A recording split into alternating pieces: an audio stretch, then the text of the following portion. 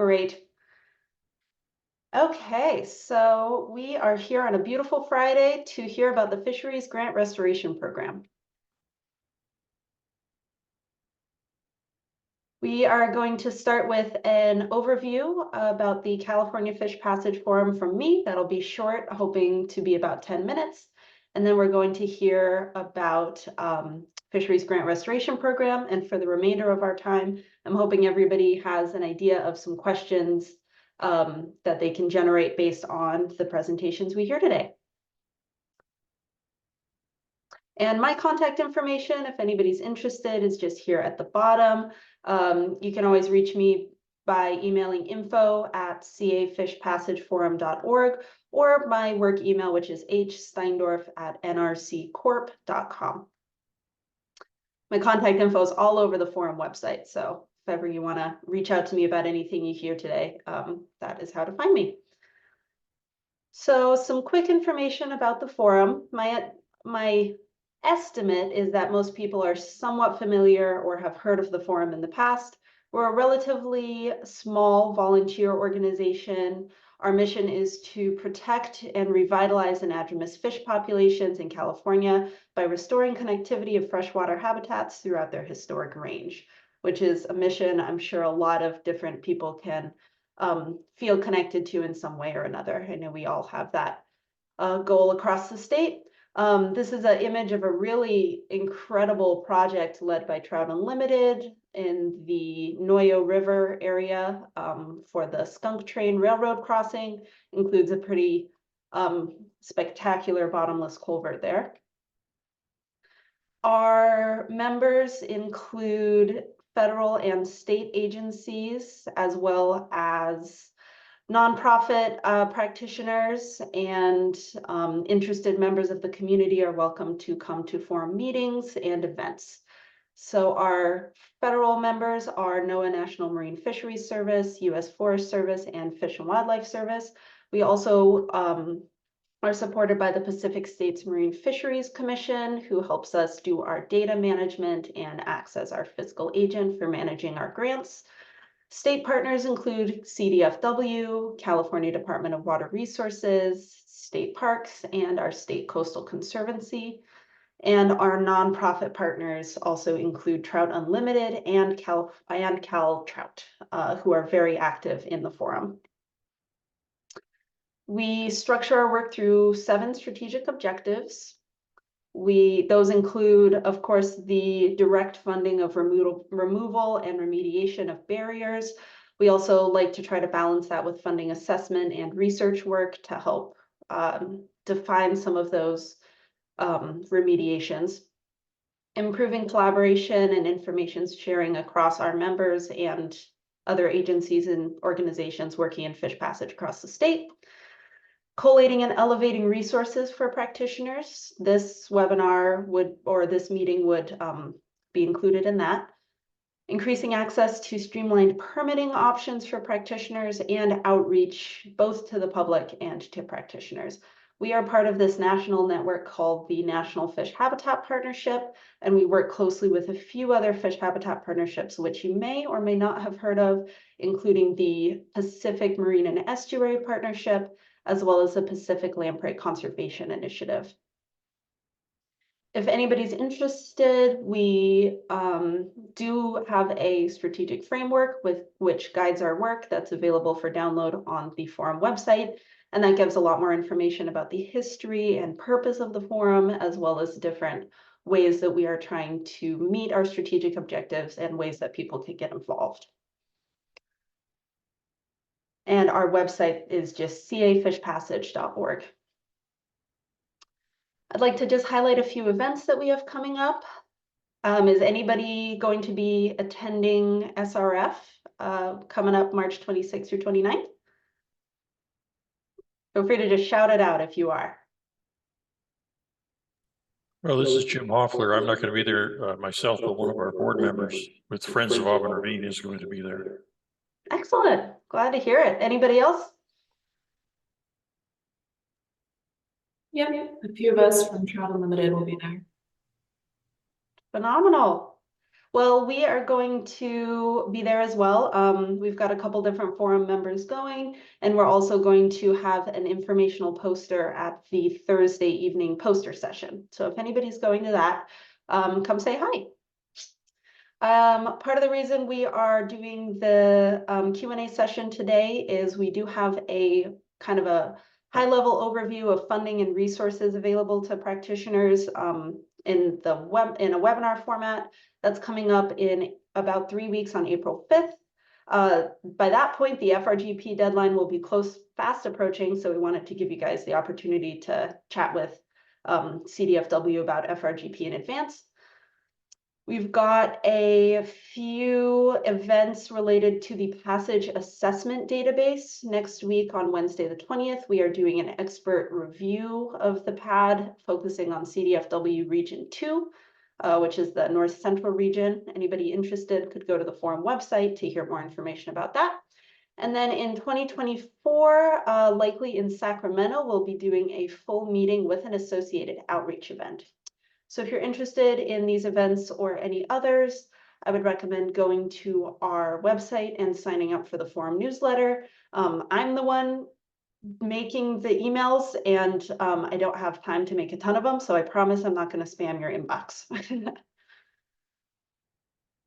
All right, I wanted to highlight very quickly the funding and resources webinar coming up on April 5th. That's going to be a two-part webinar, the morning session where you have federal, state, and other representatives from organizations with funding opportunities who will discuss the general climate for fish passage restoration funding in 2024 and 2025. And then the afternoon session, we are going to hear about putting together cost share packages from Sandy, the South Coast Director of CalTrout, as well as some information about monitoring practices and information from Sustainable Conservation on how to access streamlined permitting. So keep an eye out for that. Again, you can register for it on the website. I'll download and upload this presentation to the forum website as well, and this is a clickable link for those who have access to the presentation directly, which I will publish. The forum directly funds projects. It's not a huge pot of funding. We get about $350K per year from the National Fish Habitat Partnership, which we use to fund a few different projects in amounts generally from 50 to 100,000. That obviously will generally not fund a project in its entirety unless it's a small project, but it is a good source of funding for cost increases, monitoring, assessments, or leveraging additional funding. All those little things that sometimes are hard to get funded, you can keep us in mind. Our funding opportunity is closed for this year, but it does release each spring. So we will release that again in spring of 2025. Yeah, this year's 2024. Whew. Of course, there are lots of funding pots available both federally and through the state.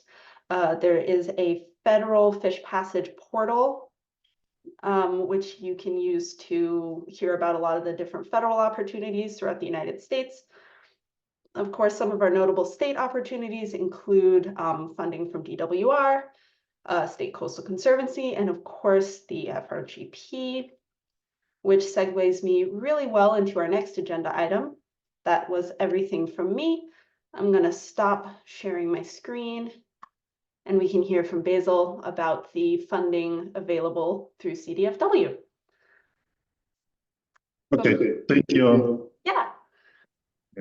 Let me get up my share. Let me know when you get when. Can you see my screen? Yes, we can. Thank you. Okay, thank you. For a quick introduction, my name is Basil Ibewiro. I'm the program manager that oversees FRGP and other federally funded programs. I also oversee the other grant programs in the branch that are not bond funded. So practically I oversee all grant programs except Prop 1 and 68. So in this discussion, I'm going to give you a general overview of what we do in FRGP, what we have, and the schedule. It's not going to, it's just an overview. Feel free, come in anytime, ask any question. But we have time to ask. Even if I don't have an answer to the question, I will note it and get an answer for you as quickly as possible. So FRGP,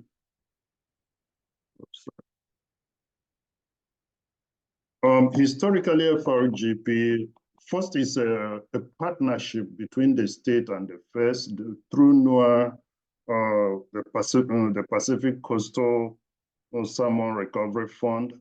We work together. It's not a standalone state effort. It's a combined effort by the state and the federal government. So historically, FRGP started back in 1981. So we've been going on. Then the first came in about 2000.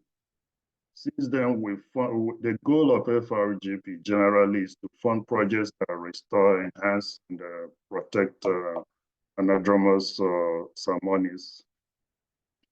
Since inception, we funded upward of 7,000 projects. We funded, spending more than $500 million over the years to fund different projects. On average, we get about $14 million a year. That's what projects we fund from FRGP. That money comes through NOAA's funding. That's through the Pacific Coastal Salmon Recovery Fund. So that's where we get those funds. We also have some state funds that come in and go. It depends on the year. At times, it's not only federal funding. We have state also puts in some money occasionally to fund that because the state started it before the FIRST came in to support it. We fund an average of 25 to 40 projects a year. Out of those projects, about half of them are implementation projects. The projects last between initially started with small projects and that last 1 to 4 years. That's the average time of each project. Then if you know how we generally group the state into the department as regions, I don't know but we divided the whole state into different regions. Most of the projects, 60% of it, come from Northern California, what we call Region 1. Then the other 30% come from the Bay Area, what we call the Region 3.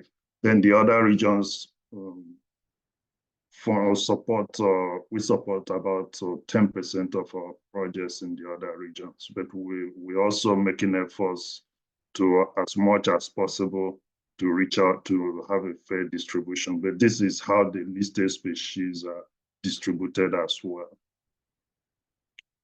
Then before I go into the types of projects we fund, I'll give you a quick background that FRGP is divided. The work we do is set up in 3 priorities. Priority 1 is projects that are mainly implementation based. Then I will go into details on each of the priorities. But before we go into the project types, what types of projects we fund. So the implementation types of related projects that involve construction or we are disturbing construction, disturbing the soil is involved, group priority 1. So these are the types of projects. It's an area of projects we fund. This is an outline of all the project types we fund under priority 1. Then the second priority we fund also is watershed-based activities. Some of those projects are listed. Most of them are watershed-based, especially monitoring One of it, like the coastal monitoring program, which monitors status and trends, is done within the department. Some of them are contracted with NGOs or other specialized entities that do the monitoring. Those is done internally. Then there are other types of projects that we fund also in priority two that are watershed-based activities. They are not project-based. Then those are like if you are doing restoration that involves monitoring works with the whole watershed. If you are doing planning work that involves the whole watershed, it's not project-based. That can be funded out of our priority two. Then there is priority three, which are projects that are educational that support either priority one or priority two. These are the types of projects. Here you will see, I know it looks a little bit confusing. You will see another more like monitoring projects, but this one could be project level. Planning also will be project level planning, even if you are doing a watershed assessment or evaluation. You can do feasibility studies, planning. The other planning in priority two or in priority one, there is planning there too. It must be 100%. You've done all the design, you completed the planning, and then it's for the implementation that you are ready. It's ready for implementation for priority one. So these are the types of projects we fund in the different priorities. Then FRGP schedule, how our schedule goes. This is a general outline, and as you can see here, we start at the beginning of the year and do the announcement at the end of the year. We release the solicitation. We added this concept phase recently. It's like where we engage with applicants, not those, especially those who are not used to our process. We familiarize them. They have an opportunity to discuss with us and tell us about their projects. We discuss with them, tell them the guidelines, what we are looking for. So by like we have now between March and April, we normally have the solicitation will be open. The application goes on for about 6 weeks, about 6 to 8 weeks. We receive application. So after that, we'll have reviews. We'll evaluate the application, site visits, and to do the reviews. Then the award is made towards the end of the year, by the end of the year. Then there are other aspects of things we do in FRGP as well related to the timelines. Like this one is tapping into what this year's cycle. So if we do the announcement by December, by spring, I will develop agreements. About this time of the year, we develop agreements and execute them. Then work will begin from April, May. Work will begin during the field season. The projects, as I said earlier, are expected to close within 4 years.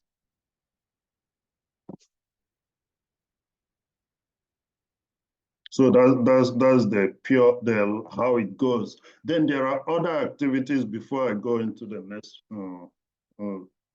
next phase. There are other activities we do, like where we we reach out to the applicant, we get them for the permitting. I will talk about the permitting as we go. There are where we cover like the CEQA and other environmental documentation.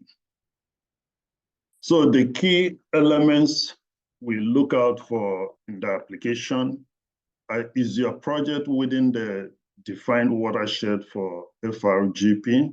Is the activity within the work we are doing, is it an activity in the focus table? Because we have focus table that defines what have to be done in each watershed. So you have to elaborate that.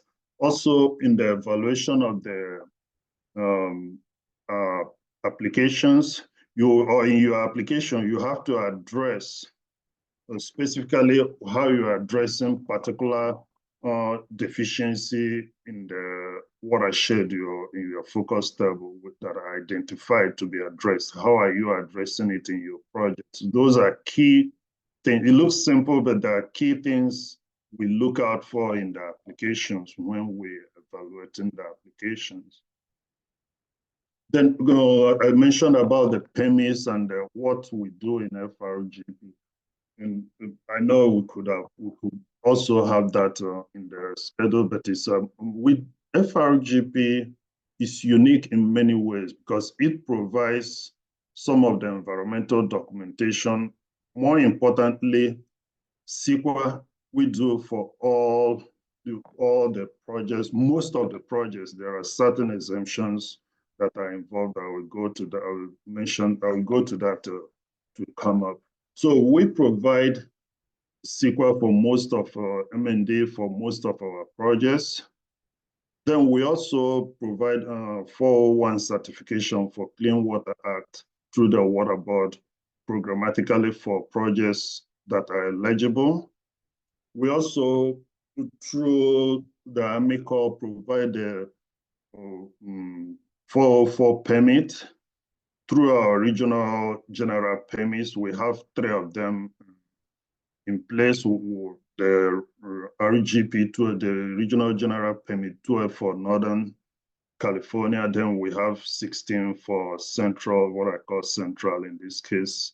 And then for Southern California, we have 78. So we provide those permits programmatically for projects that are awarded.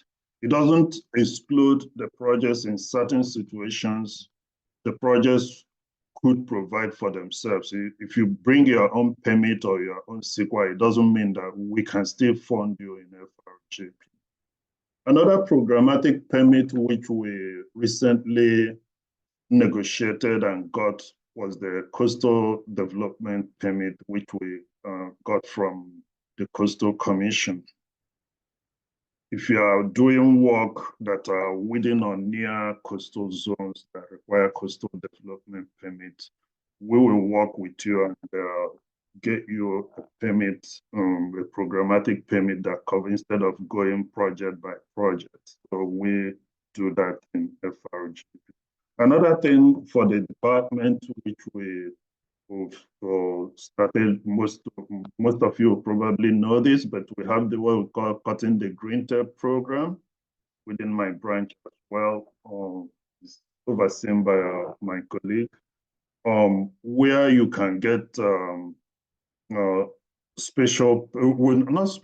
you can get general permit to do your work in lieu of individual going to the full length and getting CEQA or other environmental documentation. So we do that as well. We accept it in FRGP. So there are certain, for FRGP, we have our guidance, which is our manual. The template we use is generally, they call it FRGP manual. So it's the Samoni manual, which have been in place and been used severally. A key thing I want to mention here is that there are 9 other manuals that you can reference and use in your projects. If you're working in FRGP, you're doing FRGP related works. You don't need to copy or see this, but it's all these are on our website. But there are apart from the FRGP manual, there are other manuals that are approved and are helpful for use in your projects. Then going back to what we do, we've talked about what we look out for, how to apply, what to do, how do we manage who does what. FRGP is structured that most of the grants are managed locally by within the regions, and we coordinate it from the headquarters here. So we have grant managers. Those grant managers are local, so they're accessible. They see your work, you can reach out to them. So the grant manager, what do they do? Grant managers, they review the proposals, write the agreements, and they work closely with when we award with the grants. If that would be a key point of contact. You can reach us, yes, but they will be the people you work more closely with. They come out to the sites and interact with you. Then they also do monitoring, implementation monitoring, and on an average, our current staff, we have more than 10 years of restoration experience. So we have really experienced restoration specialists in the team that will be able to help our grantees. Then I know this slide will always emphasize it in our talking, especially as it relates to FRGP, that as I said earlier, we do all these programmatic documentations, like we get CEQA 401, 404. Bear in mind, because they come in as a group, as a project, like if we do a CEQA, it comes FRGP 2024 will be one project. So if we have one issue with one project, it could delay many other projects, all the other projects involved with that programmatic permit. Those are some of the setbacks we have with having programmatic permits documentation. The key thing to bear in mind there is that it's important to make it clear. We have interaction with you at the beginning. Are there some issues or things we need to understand how to address it so we can write it in and address them up front because along the way, if there is an issue with one of them, it might impact more than your individual project. It might impact more other projects in that particular permit. I've said this earlier. We also allow projects that come in with their own permits or their own CEQA, but large or complex projects are asked to get their own individual permits. So those are the key things we require from when we are not sure if it's so complex that it might affect others. We might ask to get their own individual permit for a project. This one is just contact information, how to reach us for our solicitations. You can reach out. We have a website for that. If you want to contact individuals per region, like if you're in a particular region, you make the FRGP program contact will take you to our website, and depending on from where you are, it will give you a local contact there. We also have a centralized email. If you send an email to our FRGP web address, we will be able to as quickly as possible reach out to get back to you. So that's my general overview, and I'm open to answer questions or other comments from you.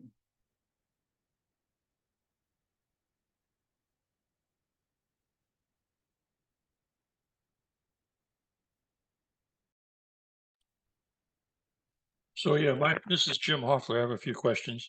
Are we going to get a copy of this actual presentation? Oh, sorry, Basil, can't hear you. There you go. Oh, sorry. Yeah, I can share it with Holly to distribute to this group. Very good. Thank you. I'm especially interested in that manuals page that you listed out there with all those different manuals that could be used as part of an application. And as I went through the list, I looked at that long list of all the different rivers, watersheds, streams all up and down the state. I noticed that my favorite creek, Auburn Ravine, is not on the list. So I'm wondering if there's some way to apply or get considered for inclusion in the list in future years. Yeah, that's a good question. We always get that question, but I will give you a quick overview of how we add or remove watershed. It's not done by the department alone. It involves NOAA. We meet, because the last one was 2017, the last revision. So it's due for a revision. The best bet is to reach out to your local contact. Whenever, it's not even in my branch that does the revision, but if we have feedback, we submit to them. It's a different branch, and NOAA that meet and decide those watersheds based on the recovery plans. So should we start with our local Cal Fish and Wildlife contact or NOAA contact or what? Both will be fine. Yeah, both. Okay. For me, it's local state of fish and wildlife staff in your region. Okay, thank you. You're welcome.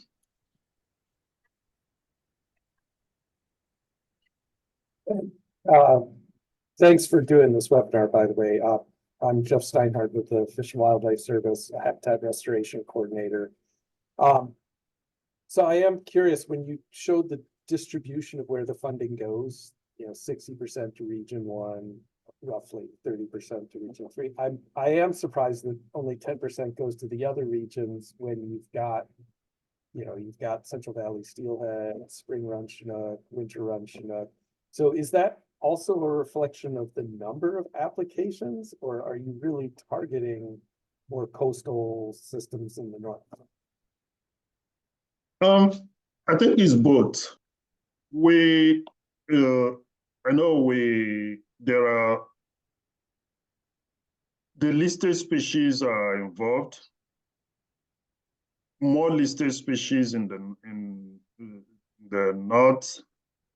Also, there are like in the Central Valley here, we have few listed species and a few watersheds in our focus table.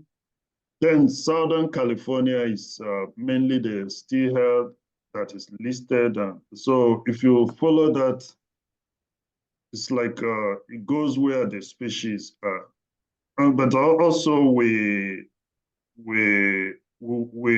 acknowledge at times we receive less applications from some of those like Southern California, which I can tell you FRGP is not structured for large projects that most average funding maybe 500 or 200 to 500,000. A few of them go into 1-2 million. And most projects in some of those regions are very expensive. So the FRGP is not a very good match for them. If you have a project in the $20-30 million neighborhood and you're applying for 1 million, it's not solving. So, but we're having outreach. We keep engaging people in that region, partners in that region to come in even with the small projects. Yes, we don't have a huge amount of money, but we can help at least do the small ones. We are working with them. Real quick follow-up, and I guess maybe I should. I'm not hearing you clearly. Sorry, let me. So just a quick follow-up. When you talk about sort of priority species, that's a state designation, right? Or do you consider that if they're federally listed, but not state listed, are those species also considered priority for this program? You're on mute. You're on mute, Basil. I can't hear you. Sorry, yeah, I said it's federal funding and we work closely with NOAA. Federal listed species are the key. Yes, we still we fund state listed species, but federal listed species are key. Thank you. You're welcome. Mitch Farrow mentioned that he had a question. Go ahead, Mitch. Yes, I have a question for Basil. We have a project, it's a fish passage project, and was picked up for funding an FRGP this last go round. But costs of things like bridges and culverts, I think steel, anything with a lot of steel in it, have just gone through the roof since that was budgeted. It was designed under an FRGP design, 100% design project, but we're way under budget with the increase in cost and that. And would you advise us to submit another proposal to make up that difference in the current solicitation, the 2024 solicitation? Thank you, Mitch. Nice meeting you again. Yes, we recently, I don't know, we check with Tim. We get back. I can check and get back to you if it's posted. I know he's gone through a couple of reviews and we're in under approvals. We are in the process of setting up a kind of augmentation funding. We acknowledge inflation, things like that coming, like you come in with a project, it comes in with X amount of dollars this time around. Unexpectedly, you go to construction bidding it. It's like, ooh. So we acknowledge that there are 2 ways you can, or maybe 3 ways you could do it depending on the project. The first one is the one I'm describing with a process where we will augment, we do contingency funding. You apply through your grant manager. If it's an existing grant, this is only for existing grant. You'll tell your grant manager, they will walk you through a process. So my advice is to, yes, talk to your grant manager, they will walk you through. You will apply. It's a different process. We're standing it up. If it's not, I will check with the coordinator for this program, because I'm not on the day-to-day running of it, but he will know the status. Then the second one is what you mentioned, you could apply. Like now that, depending on how much, let's say your project increased by more than 50% or doubled in price, it's better you apply and note in your application that this is why you're applying again to get more funding, to get a more complete what you proposed, and you had an unexpected change in the cost. Then the third process, which is where any other funding we have or any other funding other entities have, where you can look for other funding source to augment that cost difference. I know it's a longer process going through those ones, so that's why I'm saying all this. But the first one is something we are beginning to, we acknowledge that we are standing it up. As if you have a grant that is ongoing, go ahead, contact your grant manager, and he or she will walk you through the process. If you want to apply, yep, the program will acknowledge that too. Okay, we did put it through our existing grant manager for the contingency fund, so that's already in there. It's already, okay. And, Okay. you know, we've looked at other sources. I mean, the Fish Passage Forum's funds would be great, except FRGP is all federal dollars and there's no non-federal match and that we can identify for the project. And it's also been included working with our local U.S. Fish and Wildlife Service. It's included in their list request, but they won't know for some time whether, you know, how much funds for that fish passage program is coming to this area.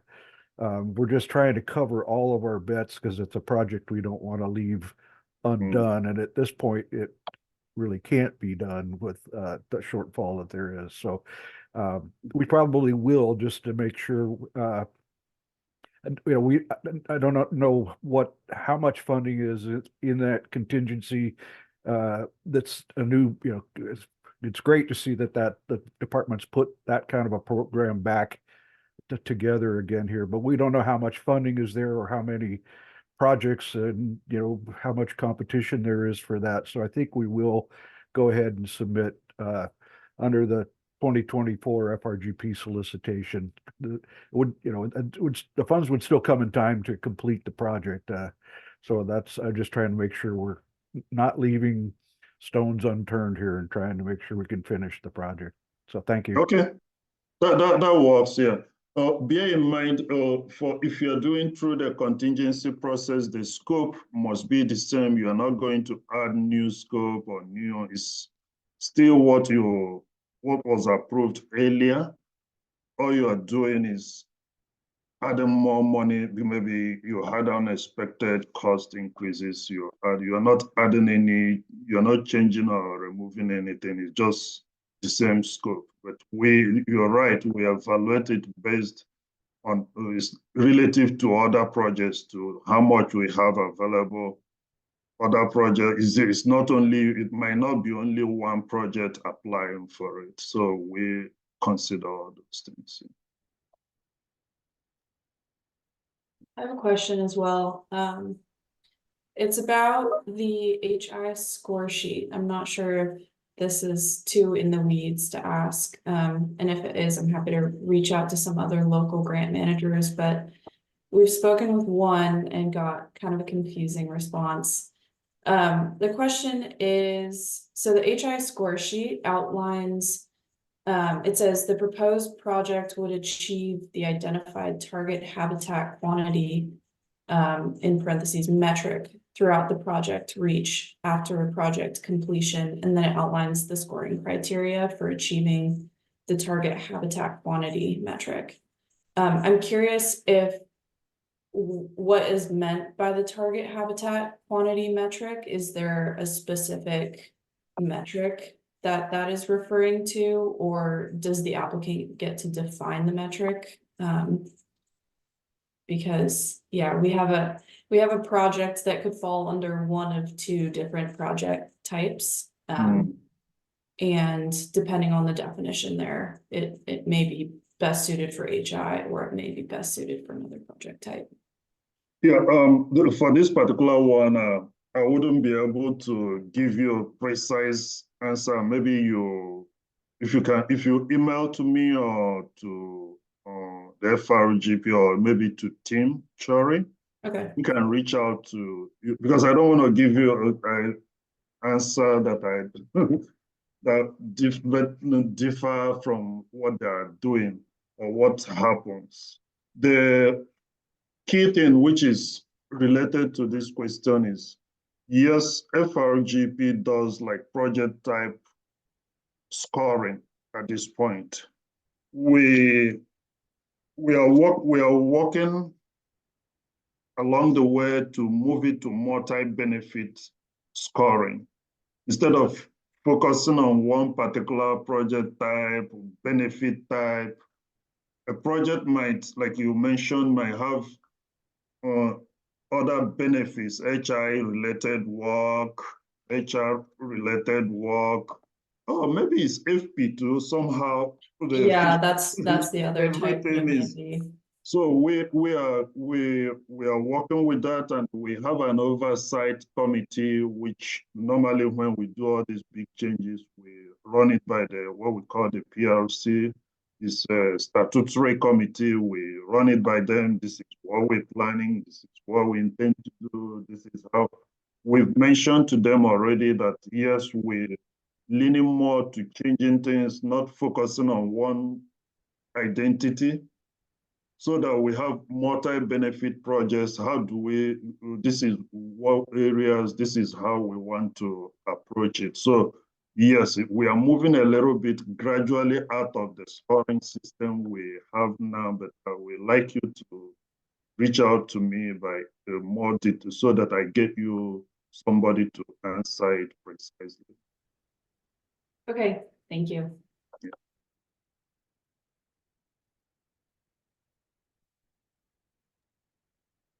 Perfect. I just put in the chat. Technically, I was gonna have this go to 1:45. I wasn't sure how long our initial presentations were gonna be.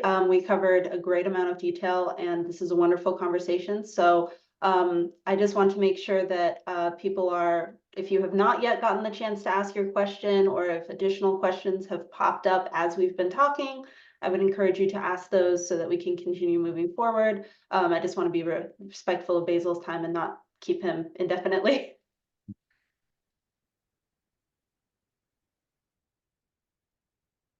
I'm fine. At least I can. I have to blot out till 1 o'clock. So.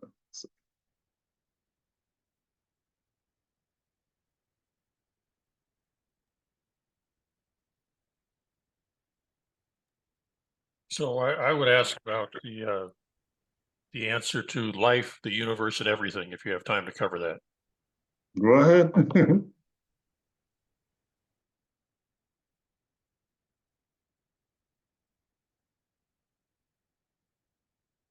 Hey, Jim, I didn't get you. Was that a question or a statement?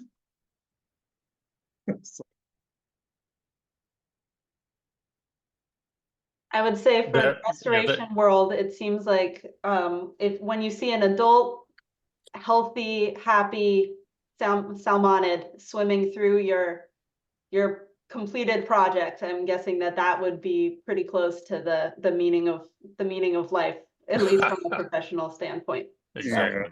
Yeah. And that question was a vague reference to an old movie, but anyhow. Just thought I'd fill some time so somebody else would think of another question they really were planning to ask. I used to do this all the time in my business world background. You're around a big meeting room, there's people, and somebody in that room has a really good question, but they kind of forgot it. Maybe they don't want to ask it. Maybe they're thinking, oh, maybe if I ask that question, it'll make me seem like I don't really know the score. So just try to ask the question. Come on. There's a lot of good questions out there. So that was the only reason I did that, was just to kind of, just give people time to say, oh, I meant to ask that question about something. Okay. But apparently, now that we've used up all that time, I think we're pretty close to done. I'd agree with you, James. All right. So I suppose a question from me, just to sort of set the stage, would be, have you generated a lot of interest in this year's FRGP solicitation through the concept proposal review time? Are you expecting a competitive season for FRGP? I think so. Yes, we received. I'm aware that we received more response than we anticipated for the concept. So it's a good thing to know that yes, we're working with individuals, not because FRGP generally our application process, things that are involved. I guess if you've not done it before, you need to sit down, sit back, look at it, consider whether you want to jump into this or not, until somebody tells you it's not as complex as it looks. So we had a substantial response. I don't have the right numbers with me, but we had more response than we expected, and we expect some of them to come back because it's an engagement process. It's not like we are evaluating, oh, you are right or wrong. Our concept, I know we use that word, is an engagement kind of system. So we are expecting that, yes, there will be good response this time around. And moreover, as much as possible, we've been trying to streamline the requirements, not the requirements, the process, how we do things. We started with the other programs I oversee as well, like drought, climate, some of our general fund. We streamlined the process. We adapting some of those to the other programs. And for me, it's okay since FRGP is one of the programs within my purview. We are adapting and trying to make it as for the partners, it will be easy to assess. And like Mitch asked, we awarded that our price went up. Do we stick to, by the way, we gave you X amount of dollars, stick with it and don't acknowledge that prices do go up? But we're becoming more flexible than what we used to be. I know the funding is difficult. It's no way that control the funding will depend on how much we get. So we are both in the application process, in the grant management process, we are working with partners, we are making it user-friendly. So I have another quick question. I know that CDFW rolled out this sort of like, I forget what it's called, like the one grant application process. I know that includes Prop 1, Prop 68, some other things, but FRGP is still separate, right? Okay. Are there any plans to incorporate that into this kind of one application?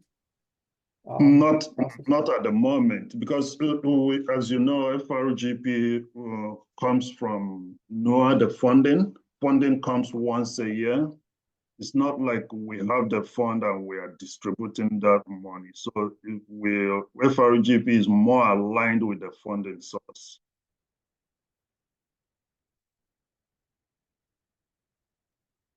Great question, Jeff. Does anybody else have questions for Basil before I do our wrap up?